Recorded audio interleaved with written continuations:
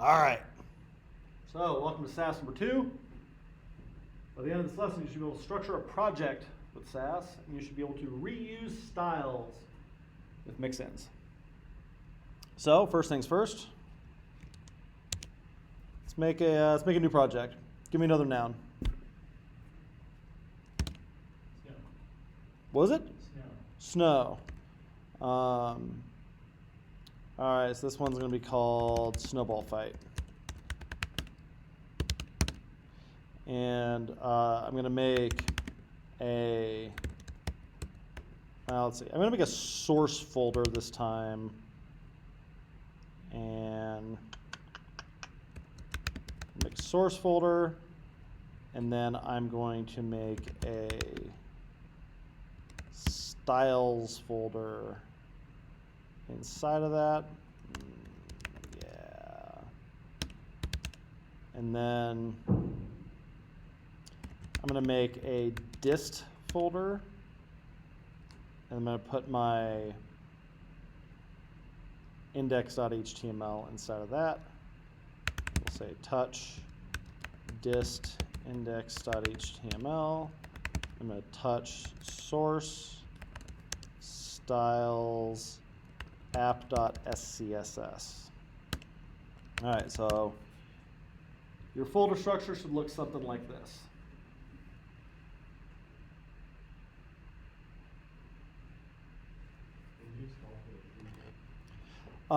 The tree command.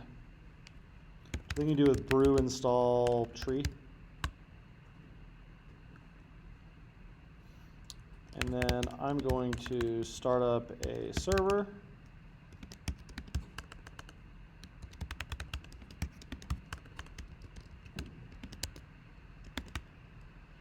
Should still have Sass and what have you installed from last time.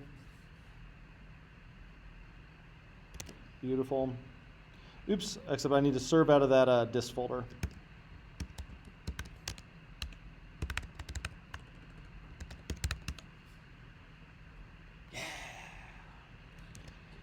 Yeah. And like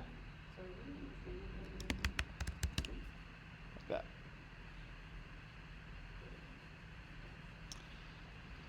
Then over in Sass, I'm going to do Sass -- watch.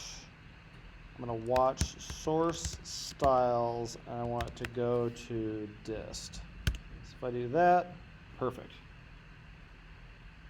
It's compiled source styles app SCSS to dist app CSS. That's what we want.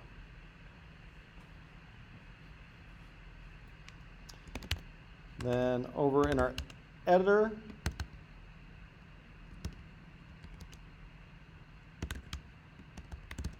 oh shit, that's right. I have this set to ignore everything in my dist folder. It's gonna bite me.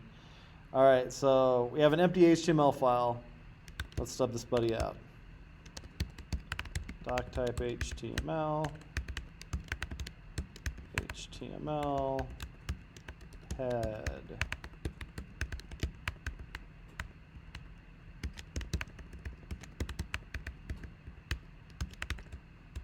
Title, snowball fight. Title, meta char set, UTF-8. Link rel, style sheet, href, app.css.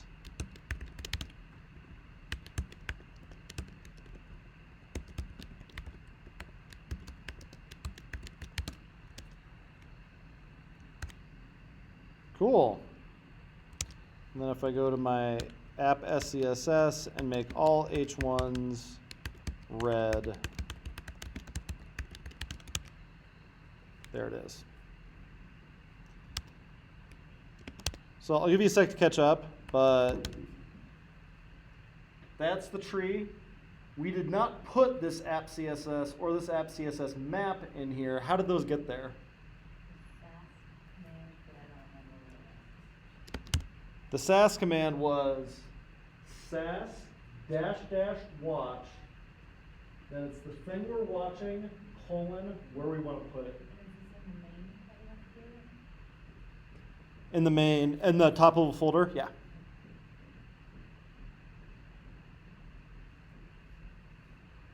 Watch everything in this styles folder. Anytime any one of them changes, recompile it and put the result in dist. That's how that reads.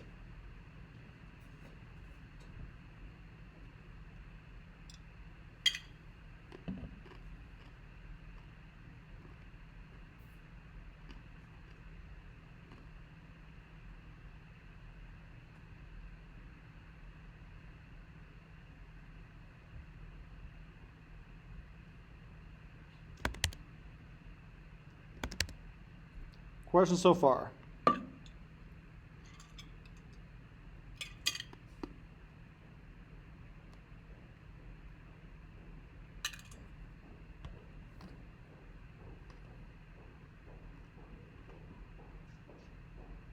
Couple styles that I put in basically any Sass project.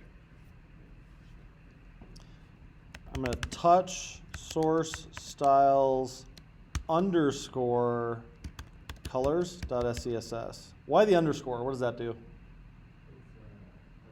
Partial. What are partials? Not full CSS documents. Colors is not the full CSS. Yeah, that's part of it. What is it letting the compiler know?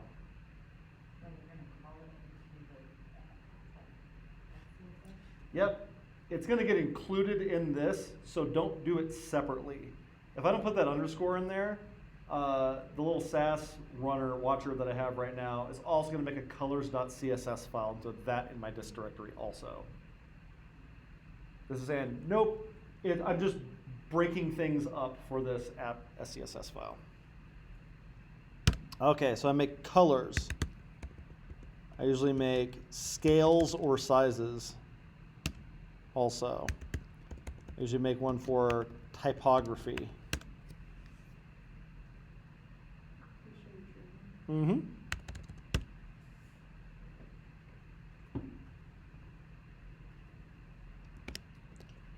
So I'll make, we'll start here.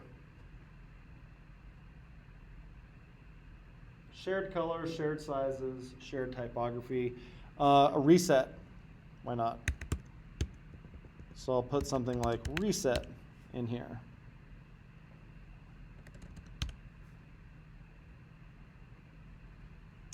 And then over in my editor, in my app SCSS, I need to do something with those. So I might include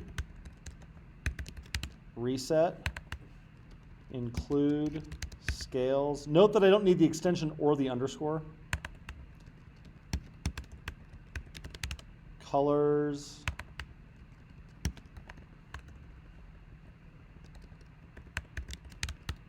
Typography.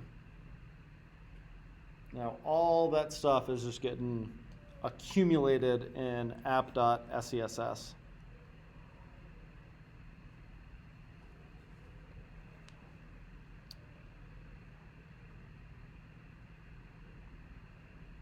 Were any of you students when I built the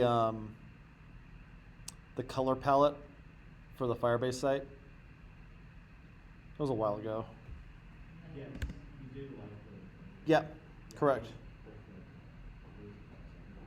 Cool. I'll show how like that process worked because I thought that was interesting.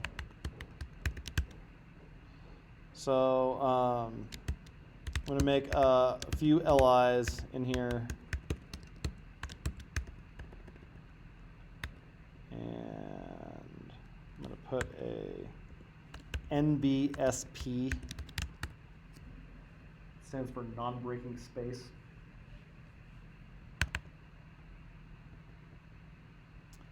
And I'm going to put 9 of them on here. 1, 2, 3, 4, 5, 6, 7, 8, 9. Perfect. This will be called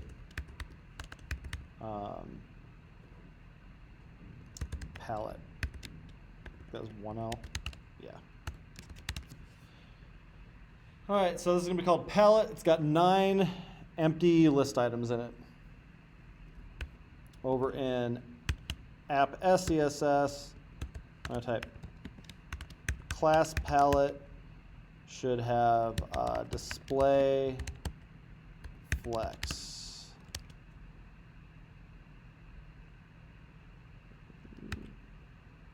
Expected identifier.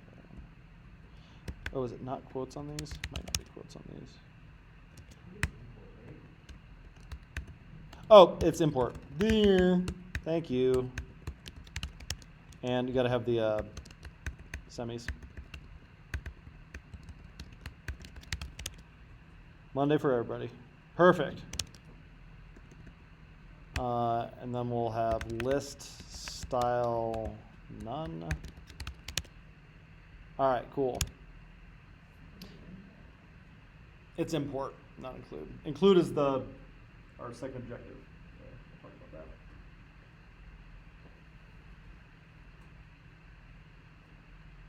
All right, so first thing I want to do, let's reset. So I'm going to I'm going to look up Meyer reset. I'm just going to copy and paste all of Eric Meyer's reset. I'll just paste it in here.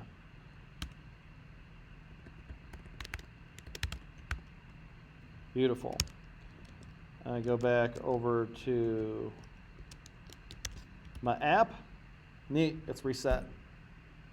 I got it in a completely different file. Awesome. Correct.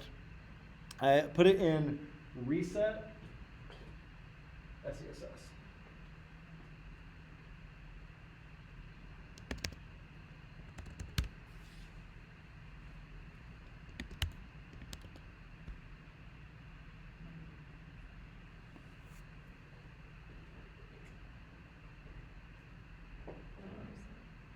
Okay. Beautiful. Oh, sorry.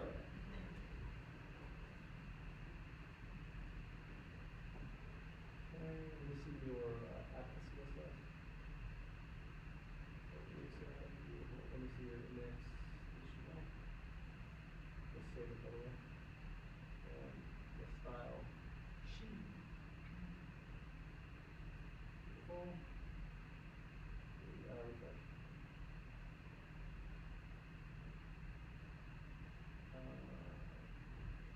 Yeah, and BSPs, those are ampersand and then send it again.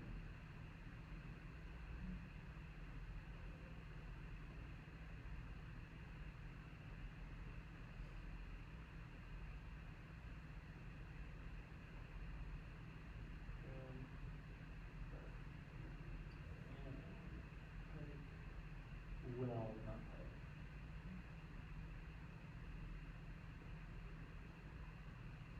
All right, now I'm doing this. Scales.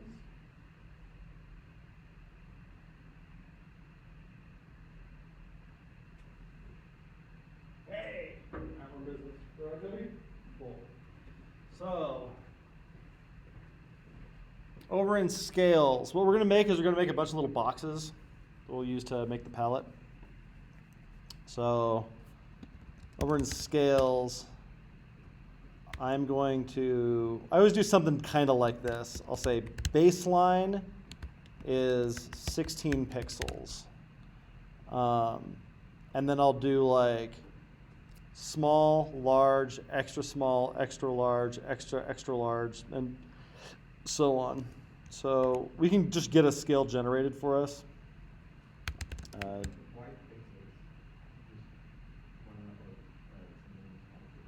Because we're handling the responsiveness directly. There's a couple reasons why you use pixels specifically for that, but the TLDR is that when it's handling it truly responsive, you end up with subpixels. So like this thing is 4.56 pixels, and like your screen does a really shitty job of handling that. It just makes the edges blurry on stuff. So that's why we're using discrete values. And we basically never want something that isn't, let's see if we type scale. We never want something that isn't in this scale either. All right, so our base size is 16. What?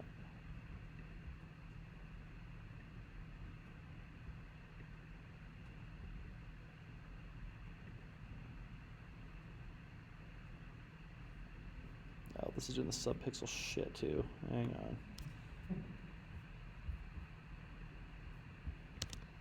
Let me just pull out a good one.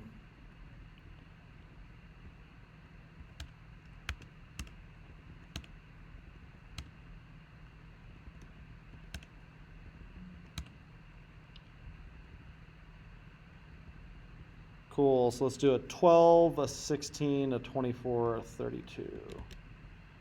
We'll say large is 24 pixels, small is 12 pixels, and XL is 32 pixels. That's enough to get started with. And then for our colors, let's do something like primary color 1, and then we're going to make everything work with blues. Red, green, blues. 24, 50%, 50%, and then we're going to make 9 of these.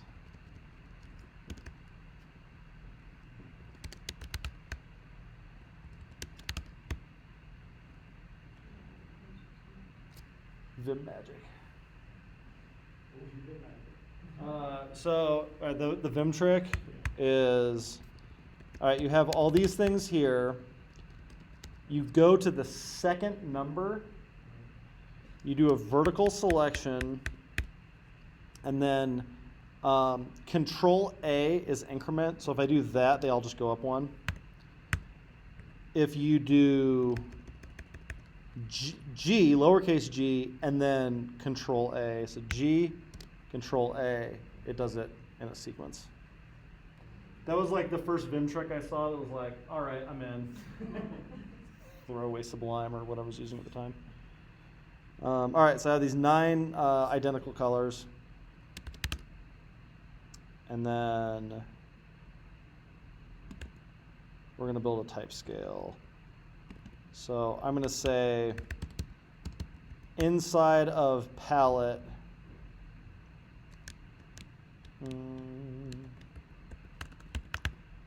and nth child 1, and we'll say that the background color is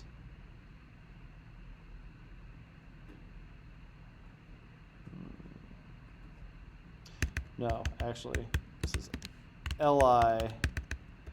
Let's set the width and the height of these to large, like that. And then and if it's the first child, primary color 1. 2, 3, 4, 5, 6, 7, 8, 9. And then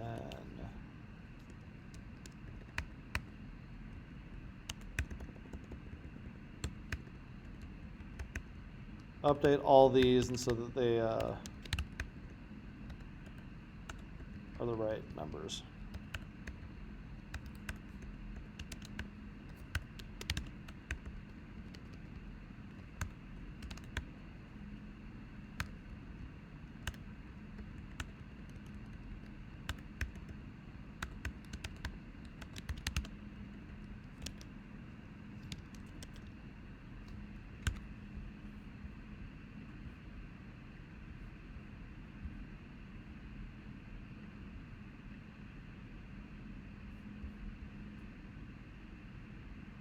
Oop.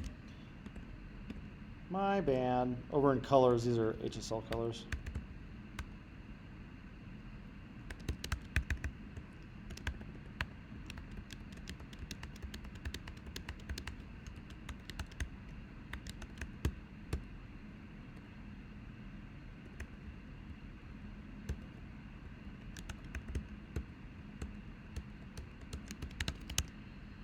There we go. We're looking for something that kind of looks like that.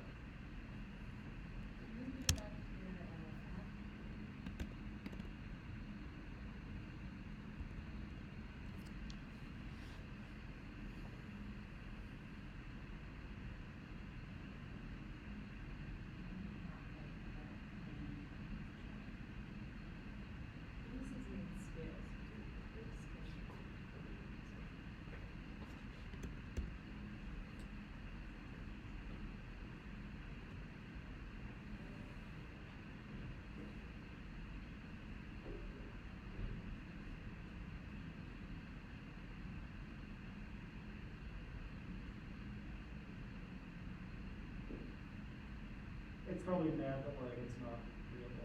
CSS.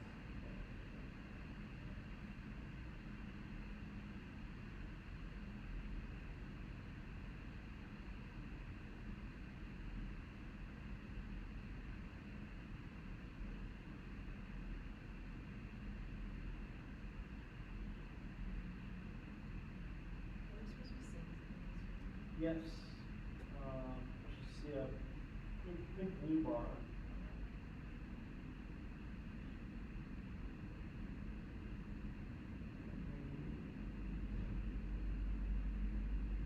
Can we see the error again? Tell us exactly what. Line 13 of app CSS. Oh yeah, you need to say what is primary color. Background color.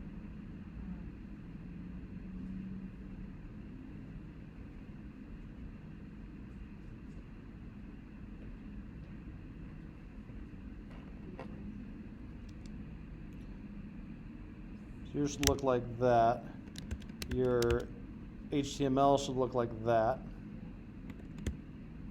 And this should look like this.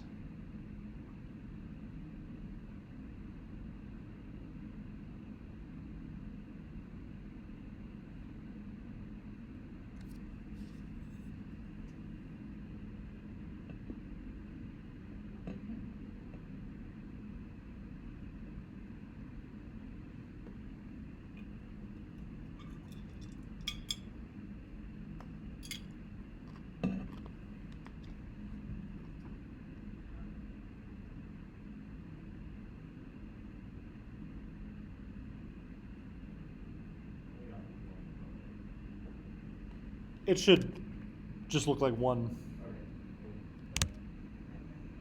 All right. Stacey, how are you doing? I'm good now. Okay. Found it. Let me see where you're at. Should save that. Let's see on your browser.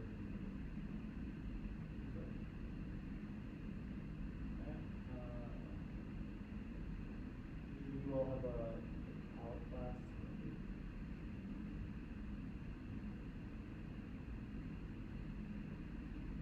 think it's one L2.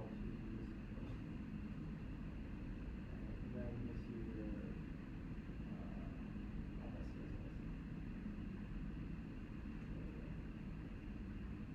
Hey! So why after each end of each nth tab curly brace do we not need semicolons? These? Yeah. Because they're not rules. They're selectors. Same reason that we don't have one like at the bottom of palette down here. This is code for, this is basically like going like that, and then like that, and then like that. The ampersand gets rid of that. So it's, the selector that this is going to transpile down to is this.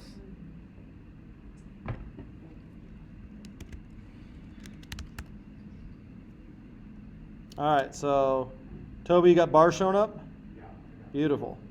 Beautiful. So we're going to build a palette. And the way that we do this is we're going to start with 1, 5, and 9. Everything else, we're going to do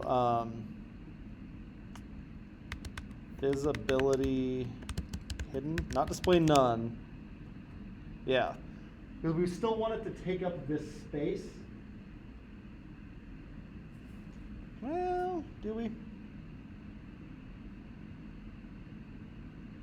Actually, display none might work better for this. Cool, let's do that. So we'll put display none on 2, 3, 4, and 6, 7, 8. All right, so now we're down to 3 of them. And what we should be able to do is, in our colors, by setting 1, 5, and 9, we can build a palette. So a good rule of thumb, your middle one should be okay for like a button background color. And like, I'd say that's about right. And then this one, we want to be our darkest one.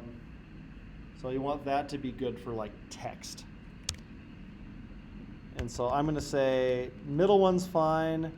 If I want this one to be okay for text, I want it to be darker. So maybe like there. And I want it to be more saturated. When you get lighter or darker, you need to up saturation. Otherwise, it doesn't look like blue anymore. All right, that's a starting place. And then other direction with this. You want this to be acceptable for like a warning background on like a little tooltip or something like that. So if we make that one 90 and up the saturation. Cool. We got a dark one. Maybe we can probably be a little bit darker.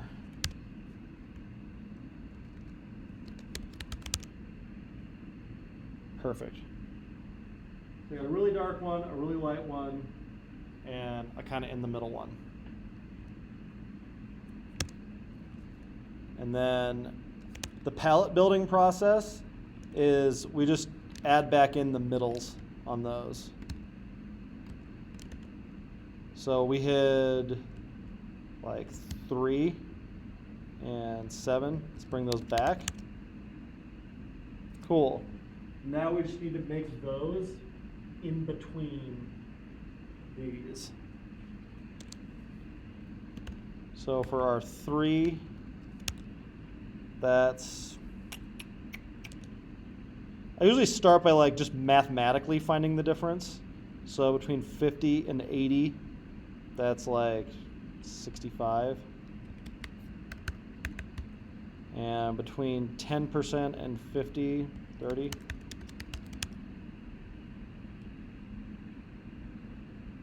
And color isn't linear, and so I think the mathematical ones are a good starting point, but you usually still have to tweak them a little bit. Like that one's right in between. I feel like that should be maybe a little more saturated and a little bit darker. So we'll call that 25 maybe. That's a little bit better. And the same thing with the other one.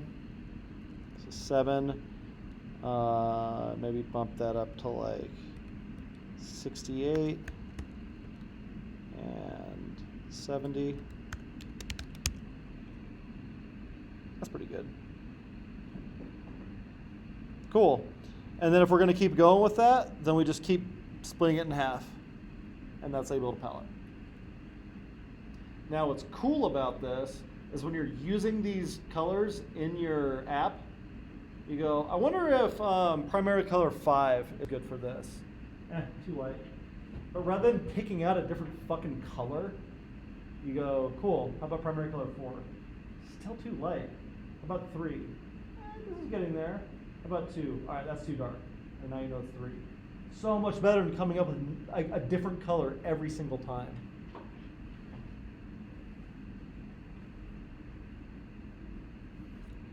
Cool. Meanwhile, we have all of our colors in one place. We just use them wherever we want in the app. We have all our scales in one place. We just use them wherever. Big utilities like the reset, it's out of our main app. And now our app is just describing what we want done. Ugh! Be still my heart. And if this large, if I redo the scales on this one of these days, it's like, no, this should be 60 or whatever now. Everywhere they're used in the app just updates to reflect that. All right, one more thing before we move on to the other objective. I guess these kind of go together. So typography. I have this H1 here. I look over at typography. I probably want something like a primary header font that I can just reuse everywhere I need to use an H1. All right, cool. So first thing I'm going to do is hop over to Google Fonts. This is Snowball Fight, so it should be kind of fun, a little bit silly. For our H1 could even be like a display font. So I'm going to go with,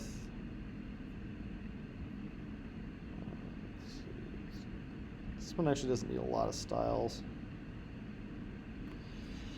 It's one that looks just kind of fun. Ooh, this slab serif that might do the bill. Here we go, luckiest guy.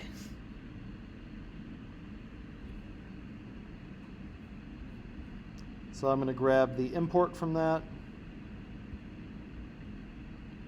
and throw it at the top of my typography file. And then, all right, this is where we go into the second objective, mixins. So I type @mixin, I give it a name, my primary header font, and then I just write some properties. I write what a primary header font is, and then I'll be able to reuse that anywhere. So a primary header font is one where the font family is luckiest guy with a fallback to sans serif. I'm also going to import the scales.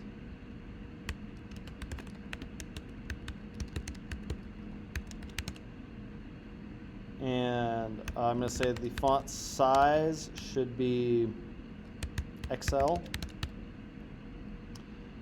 I'm also going to import colors. I'm going to say that the color should be primary color. Start with 2. Margin bottom should be XL. Nah, large. Cool. It's the process of building a mix-in. And now, over in app SCSS, I can just say something like, every H1 should include primary header font, like that. Ta-da. Anything else I want to use that on? Same shit. So maybe want that darker. Knock that down to a 1. That's too dark.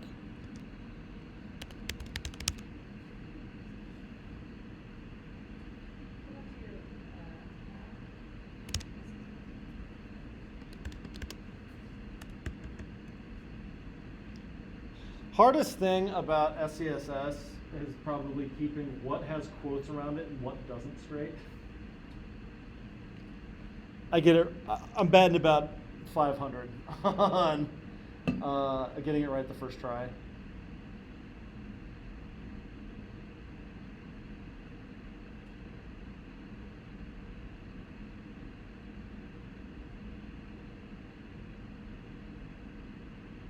But anytime you have something that like gets reused a lot like that, put it in a mix-in. This is how we can make our CSS like as componentized as, say, React apps are. We just have these little CSS components that we can drop in. Mix-ins. So, import is for bringing the file, include is for Correct. bringing in something defined in the Uh, file. Label, I guess. Defined as a mix-in specifically. As in- You define it with mix-in. Think of that as like your function definition. This is your function invocation.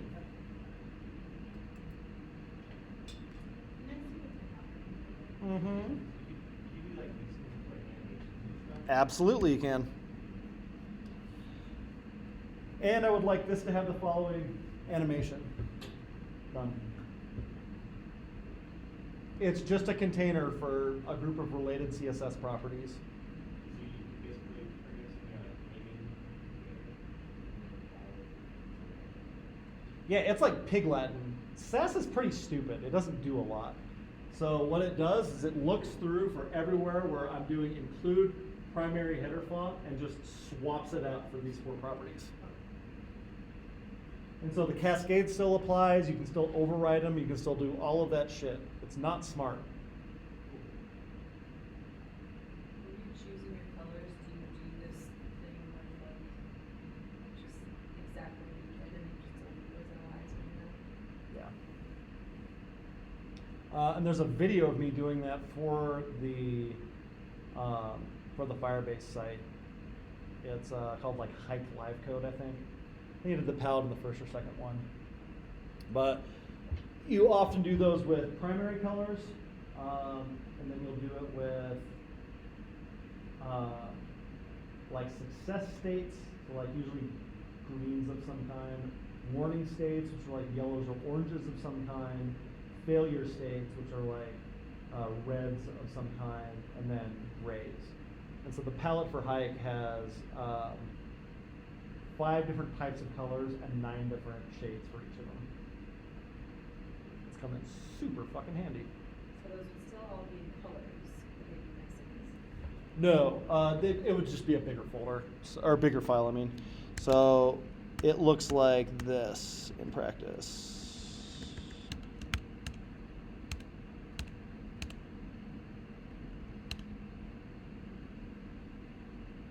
Also, you notice that like, instead of using black or white, I like setting those as variables also, because like I didn't want my black to be actual black, but it still serves the same function. It's pretty common with white also. Pure white is, especially on screens, is super harsh. So knocking that down a couple lightness is like common sometimes. So yeah, I just have 9 shades for each of these.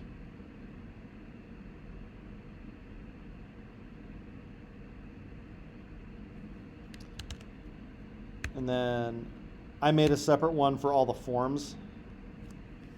So I want all my forms to kind of look the same. So I made a mix-in for those. And, oh, and they're all like maximum 400 pixels wide. But anytime I need to either style a form or one of its form controls or an error or something, all those are just in the same place. Could you do a mixing when you do it? Absolutely. And that's what I did with the Develop Denver site a lot. So for this one,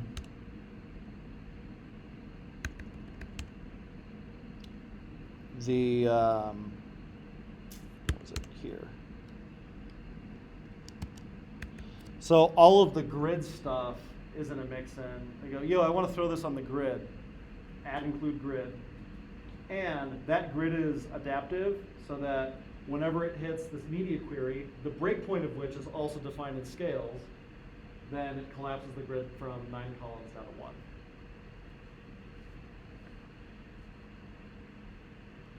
Or things like this, where headings on this grid system start on grid line 3 and go 8 across, unless we're at the breakpoint, in which case it collapses down to 1.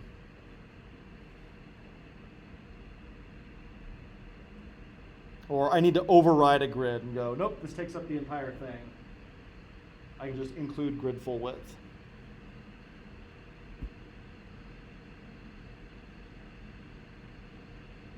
Yeah, all of my responsive grid styles, including ones that have multiple breakpoints. So much easier to use this way. And so any particular view ends up looking like, so if I go to news, include grid. Include grid form. Include grid countdown. Done.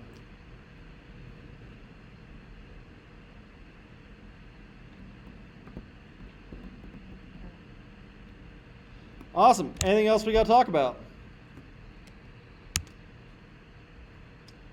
Hopefully now you're a little bit more confident structuring a project with Sass and reusing styles with mixins. And if this is all you know about Sass, you know enough to do a lot of damage.